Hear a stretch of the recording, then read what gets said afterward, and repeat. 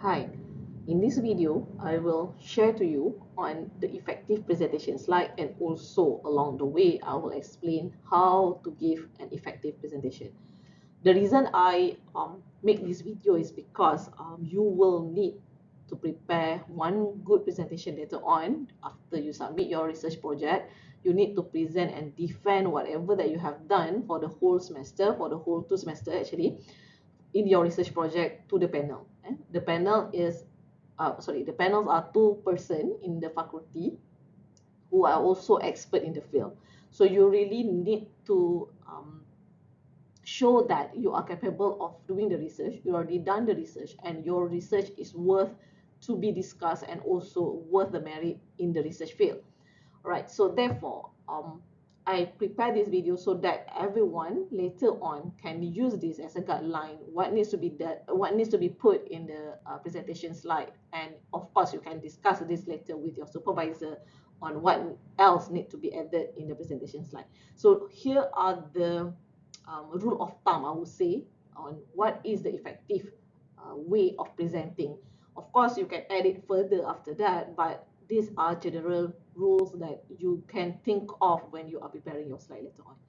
All right, I have 10 rules here that I want to discuss one by one. Yeah, hopefully by this short video, at the end of short video, you get something out of it, and you can apply it for your, not just for my proposal assignment, video proposal assignment, but also later on for your research project. All right, let's go to the rule number one. All right, let's go to the first rule here. Yeah, include only one idea per slide. Okay, this is very, very important because sometimes when we are putting too many things at one slide, it can become too crowded, and also you hardly putting your words into perspective, in your final presentation later on. Yeah, my assignment is only 3-minute video. Okay, that's fine. Yeah, but in your final presentation later on, make sure that only one idea per slide. One idea per slide will help you also to make sure that you are keeping to the timeline. People can follow whatever that you said, and you are exactly within the timeline. Okay, because you only will be given about 15 to 20 minutes, so you don't have much time. So don't put too many things in one slide, because you may end up later on do not have enough time to present everything that you done. Okay, so the first slide, let's say you want to talk about background study. Okay, make sure that it's one narrative. Yeah, it's still background, because background study you can go to many particular topics, yeah, many particular subtopics, but keep it just one idea per slide. Of course, you have the problem statement, and of course you have the background from few perspective.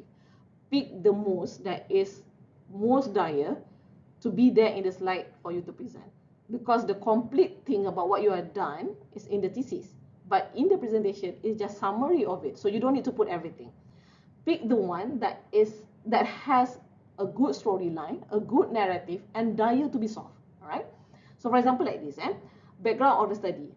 Good water, let's say, this is just one example. Good water sanitation service could reduce poverty, create job, improve public health, and remove disease.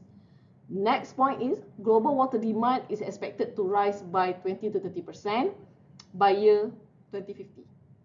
All right. The third point here, factors to the rising demand of freshwater supply are listed as that. So if you notice, from first point to the second point to the third point is two different narratives, although they are in the same theme. The first 2 points are about the demand of the water, why you need a good water supply, good and clean water supply. But the third point here, more to the what are the factors that causing demand in this water supply. So perhaps, you could break it down into 2 slides, or perhaps the first 2 background and the third background, you can combine it and make it one big thing. Instead of you, let's say, if the factors that affecting freshwater supply here is important to be discussed, you can put it. If not that important, you don't need to put it. You just put a situation. What happens if we are having the rise in demand but then lower in water supply? what will happen to that? Put that in the scenario, because you want to tell the audience at that time, we need the fresh water supply. We need a good quality of water supply. But then again, people will know, people will think about what are the factors, but that is another topic to be discussed. Okay, so in one slide you can put why we need this good water supply. What happened if there is an increasing of 20 to 30%, but what is the current situation right now? So this slide can be improved by first point and second point is okay, but then the third point you should mention that what will happen if there is an increasing trend of the demand, but also decreasing trend perhaps in the fresh water supply. That will make more sense rather than put in the third point here, which is other factors. Yeah? Because the factors is another idea that should not be there, and it is very hard for you to transition whatever that you mentioned in the slide from one point to another point. So when your transition from one point to another point is not that smooth, sometimes it will take more time, and sometimes you may go to the other direction that's not supposed to be there. Sometimes the hype is already high, and then you go to the other topic, it's become like anti-climax to the storyline. Okay, so preparing presentation is very important, and you really need time, you really need to practice to see whether you are putting one idea per slide. Okay, so that's the first rule that I want to highlight here. One idea per slide. As much as possible, it's just one idea, one narrative per slide, so that you don't become, you don't make it too lengthy and also going into diverse direction rather than converge direction. All right. All right. Second rule here that is so important: spend only 1 minute per slide. Okay, when you are pitching something to the other people, you want them to be convinced whatever that you said is true. Yeah? So you need to be concise, and you need to straight to the point. Yeah? So make sure that one slide, 1 minute, no more than that. If you are given 20 minutes, your total slide should not be more than 20 slides. The content, I'm not saying about the cover page and also the thank you page. That one is okay, you can exclude that. But the content wise is about 20 slides, not more than that. Yeah? Because if you have more than that, imagine how many minutes per slide that you want to spend. So if you have like 20-minute presentation, rule of thumb is about 1 minute per slide on the content. And please practice. Okay, please practice. Even though this is your field, even though the problem coming from your industry, even though you are working on it, you are the expert in the field, always practice when you want to present to the other people. Especially you want to convince your examiner to give you an A. Okay, please practice. And during the practice, if you find that you spend more than 1 minute for that slide, so it means that the slide got too much information. You cannot cover everything of it. And most probably, you will have 2 topics in one slide, like what I try to avoid in the first rule just now. Okay, so break up the content into multiple slides.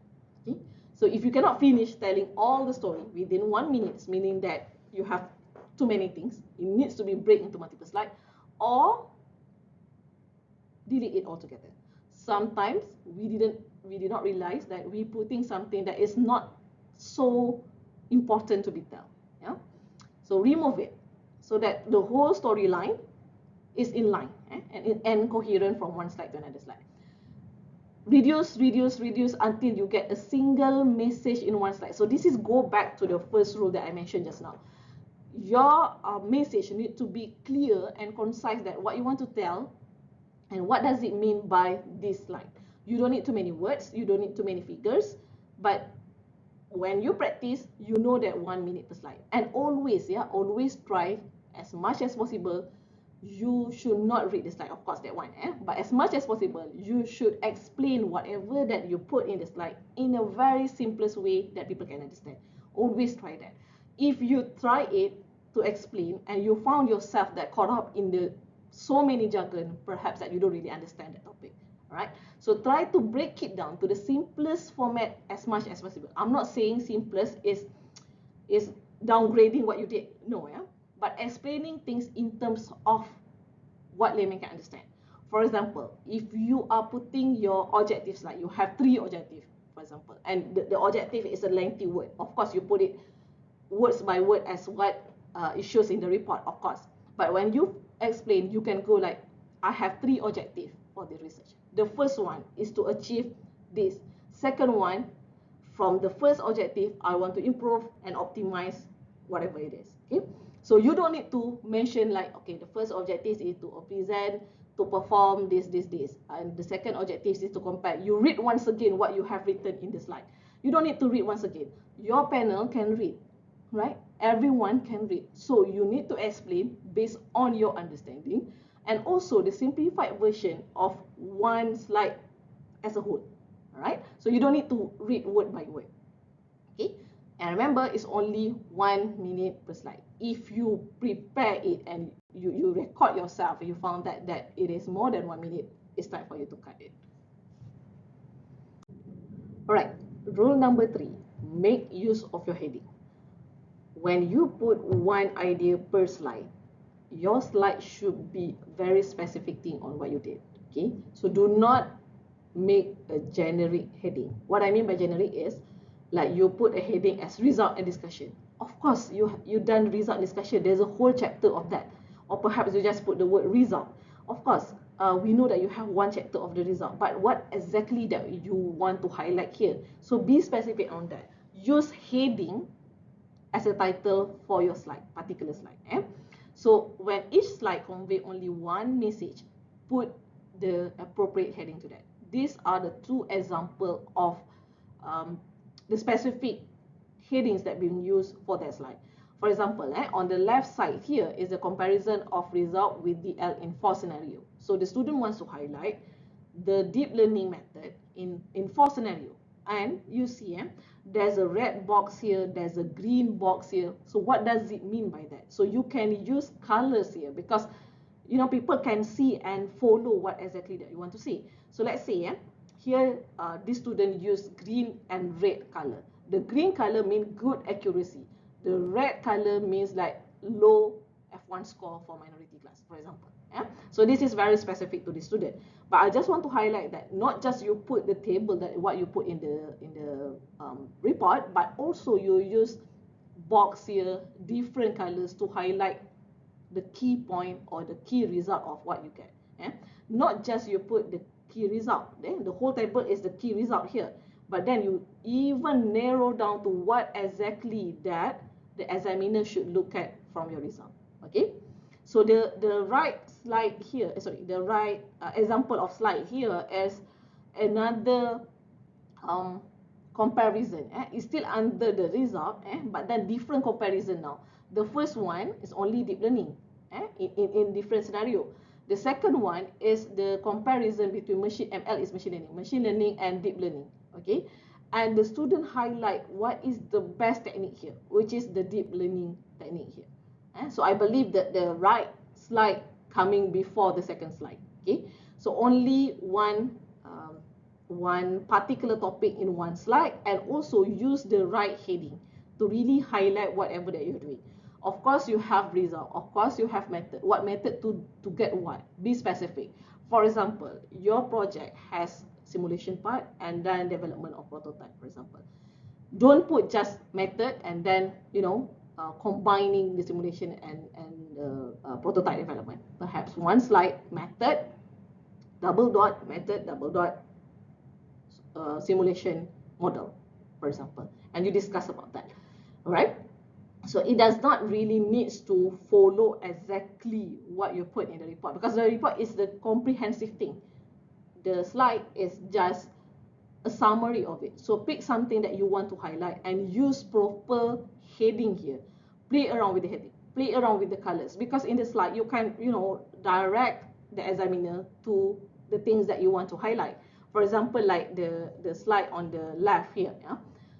By putting the box of the green color and red color, you are telling the examiner, hi, please look at the result. This is the good result. The rest is not so good result, perhaps, or perhaps the rest are not really the best of the things that you're proposing. The one that is the best, you want to highlight it, and you can, put in different colors or different box here to highlight whatever that you get. All right. So I hope that you get the takeaway from this is you need to be as much as possible be concise, and also you can help you can use help from the many smart art, and also the shape of box, or the circle, or different colors to highlight your significant finding. Alright, rule number 4, only include things that essential. Non-essential, remove it. Right? So there's a quote over there, you can read on your own. But what does it mean actually? The thesis committee is like, you know, they are not just evaluating you, they are evaluating a lot of other students. Sometimes they have to sit 2 or 3 student examination process. So you are not the only one. So if you put something that is shiny, bubbly in front of them, they will go for it, and they will go after it. But only put 1 or 2 things that is shiny and bubble for them to follow. If you put too many things that is shiny, bubble, and all that, people hardly follow what you try to see. For example, like this slide, and the student want to show that he or she used the public domain dataset. Okay, and how is that important, and how many data that being included in this study. If you notice here, the one that I colored in red here is not something that needed to be told in the slide, because you just want to tell where you get the data, how many data that you get, and what type of images that are available. You don't need to tell that like what written here, ground truth images labeled accordingly to species and genuses. I mean, that is too detailed actually, too much information for that particular thing. And if you put too many words in the slide, and you include in things that is not that essential, people will be directed to that. And this is also particularly true if you are reading from the slide. Not just you put too many things that is not essential to the slide, but then you read it. So your examiner will get distracted, will try to see which part that you read. Now you are exactly at which paragraph and all that. So make sure only put things that essential. You can put just 1 figures and describe from that. You can put just 1 paragraph of the sentence, short form paragraph with a point form, for example, bullet form. That will be good for you to deliver your idea. Okay. Rule number 5, give credit where credit is due. If you are taking, this is particularly in the background slide, particularly important background slide. Sometimes you want to put the statistics, sometimes you want to put the scenario. If let's say you do something on COVID, you want to put the scenario of COVID at that time, you need to give credit where you get all that information.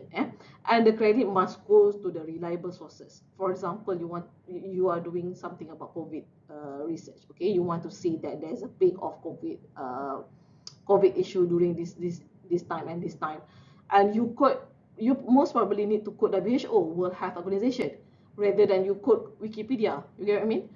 Wikipedia, people can edit it. It's not that credible. So give credits where you get the information, and make sure the credits come from very reliable source.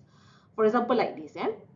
This is the structures of one particular protein, for example, and you can put this 1 slide, for example, just 1 slide, and you explain about the situation. And the structure at the bottom down there is the citation where you get the information. All right. So don't forget about this. When you want to claim something, and the claim is something that is daring and perhaps is statistically in nature, meaning that the situation are statistically correct in certain circumstances, make sure you put something to support it, not just you claiming that, whatever that you want to claim. For example, like, okay, you claiming that the world is the temperature of the world is increasing every year. So that kind of daring, so where you get that information, okay, put credit on it. All right, rule number 6, use graphic effectively. Right, this is an example of not so effective presentation that use graphic effectively. You see, there's a graphic in this slide. There's also a lot of words in this slide. Okay, in this 1 slide, I can show you few rules that been neglected. first rule number one, where if you still remember, rule number one said that only one idea per slide. So if you look at here, I break it down already, that the last part, actually the last chunk, is actually a new information that hardly to be digested together with the first content, the first three content of the slide. Yeah? Although it's a background, although it falls on the background, it's still in the different context. So rule number one has been neglected here, which is one idea per slide. And also, if you look at here, rule number 4, if I can recall once again, rule number 4 include only essential parts. Yeah. So the first point, the first bullet point here already mentioned one particular idea, but the red font here of rule number 4 that being crossed here is actually things that is not needed. It's just a supporting things. You can say it when you present it, but you don't need to put there as a text there. And also rule number 3 here will say, like, you know, wrongly use heading here. Rule number 3 is about use appropriate heading. The background, what kind of background that you want to tell. Of course, it's a background, but make it more specific to what exactly that you want to say.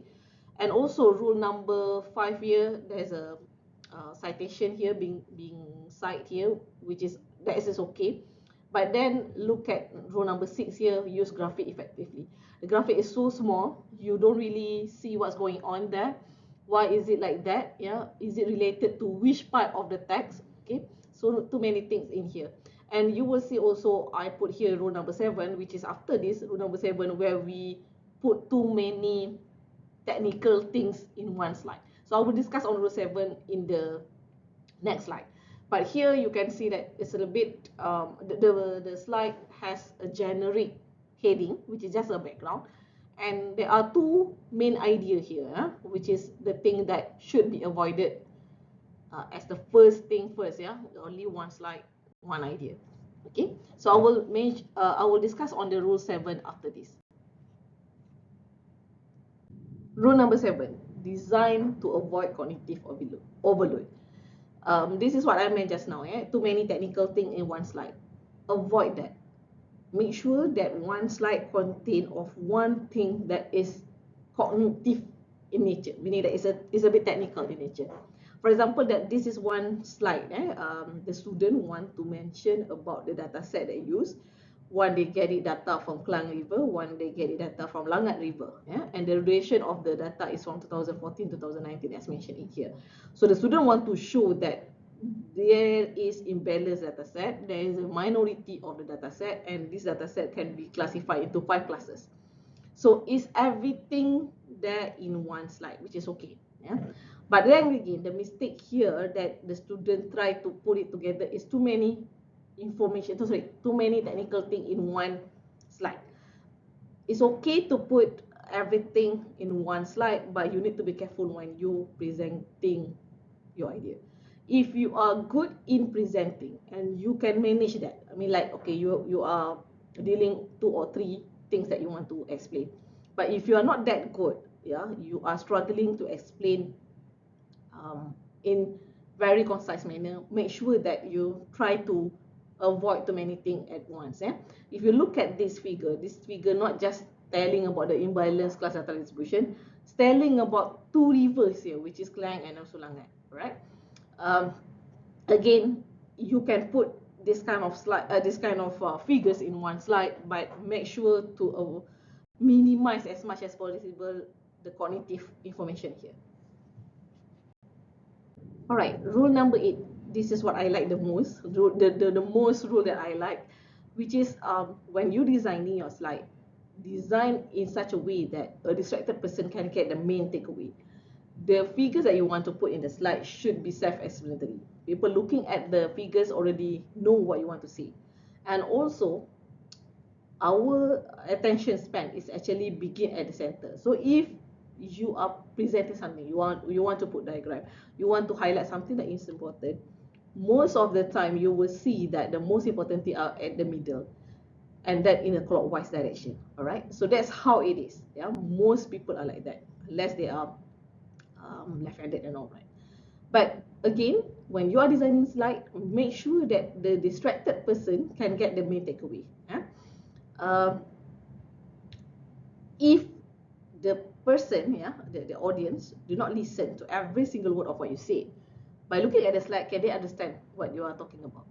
So make sure that that kind of idea is instilled in your mind when you are designing your slide. So it goes back also, it very much related to the first rule that I mentioned earlier on, which is only one idea per slide, so that it's easier to take up, not too many cognitive information like what rule 7 mentioned just now, and you can easily make it concise and people understand it, although that there's too many although that they are distracted with something else. Okay, so if the person did not hear what you say every single word, by looking at the slide they can understand what exactly that you want to say, that is good enough. Okay. All right, I want to go to the second last rule. Rule number 9, iteratively improve slide design through practice. Okay, there's no such thing as preparing slide one time and ensure that it will work. So it needs a practice over and over again. Even a good communicator, even someone expert in presentation, also need to practice it again and again. So when you are practicing the slide, you need to make sure that you always hit the right momentum, always delivering things that should be known. When you are practicing your slide, you will find out that, okay, sometimes after this slide, I want to talk about the other slide. There's no chronology in order, and most probably maybe the arrangement of the slide is wrong, or maybe you're highlighting a different thing that should not be highlighted in this first place. Okay, so make sure you practice when you have done with the slide. Practice the way of you presenting. Make sure it is smooth. Make sure it is according to the um, main thing that you want to highlight. Okay, so there's a story and there's a flow of it. If you are practicing it and you find that it's very hard for you to even follow whatever in the slide, meaning that it is too many things in one slide, or maybe the chronological order of the slide is not right and you cannot really translate between one slide to the other slide. All right, the last rule will be, always keep in mind when you are designing the presentation slide, design to mitigate the impact of technical disaster. Do not put too many flashy things. Do not put too many videos. If you want to explain about what you did, do not put like 20 minutes video in there. Maybe like a one snapshot. And if much as possible, avoid using the other tools like video and all that, because you don't want it to be having problem when you're presenting. Because I've seen it so many times, when you put in video and the video is supposed to be played, but God knows why during presentation it was not in order, it was not played as what you planned. You become panic. When you become panic, whatever that you already prepare, whatever that you already try so many times, practice so many times at home, it doesn't really triangulate at that time because you panic already. So avoid that as much as possible. Avoid that. Make sure you have your presentation in PDF, because when you save in PDF, you reducing um, reducing the issue of not I mean the formatting is not according to the plan and all that. Okay, and avoid as much as possible to use animation, so that it does, if it's translated between two PC, or you reducing the technical issue as much as possible. All right, so that is a 10 rule when you are preparing your presentation slide later on. For the assignment, I only want 3 minutes video, 3 to 5 minutes. It's only contain three slides.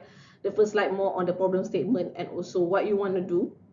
Now, the second slide on focus on your proposed methodology, and maybe you can put the third slide as the impact, or the good thing, the advantages of whatever that you are proposing. Only that. It's a 3 to 5 minutes video only. But for your final presentation later on, you will be given about 20 minutes. Okay, please plan carefully what you want to put in your slide for that 20 minutes. Okay, always show that to your supervisor. Ask for their comments, whether the slide is is okay or not. Avoid too many words. Please use figures, yeah, a lot of figures to help you to make the slide more interesting and all that. The key takeaway is you want people to understand what you're doing. You want the examiner to understand that you are solving the real issue here. Okay, so you don't want to show that you don't know what you're doing, you don't know how to summarize it. Okay, because it shows that you don't really understand the topic. All right, so these are the 10 rules that you can remember when you are designing and also preparing for your final presentation later on. All right, thank you.